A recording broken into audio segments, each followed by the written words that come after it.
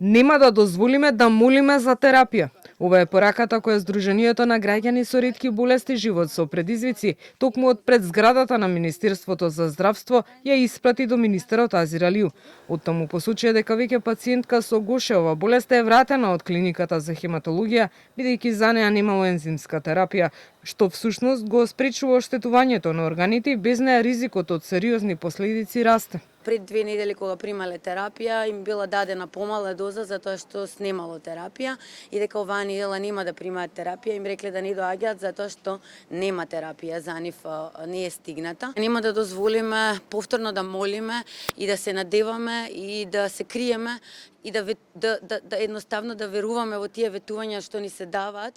Додека од Сдруженијето велат дека ниту еден граѓанин не треба да биде доведен во ситуација да моли за лек, од Министерството за здравство тврдат дека терапија имало и дека таа била континуирана. Информираме дека нема недостиг на лекови за ретки болести, односно непречено и во континуитет овие лица ја примаат потребната терапија. До Министерството нема реакција од пациенти за недостиг на ниту еден конкретен лек. Министерството за здравство продолжува со континуирано обезбедување терапија за сите пациенти, вклучително и пациентите со ретки болести. Велат од здравство. Сепак од Сдруженијето тврдат дека ја зборуваат вистината и дека не е прв пат да снема лекови. Истите овие пациенти, морам да ви кажам дека беа оставени без терапија октомври-ноември минатата година, што значи дека 2 пати истите остануваат без потребната терапија која треба континуирано да ја примаат.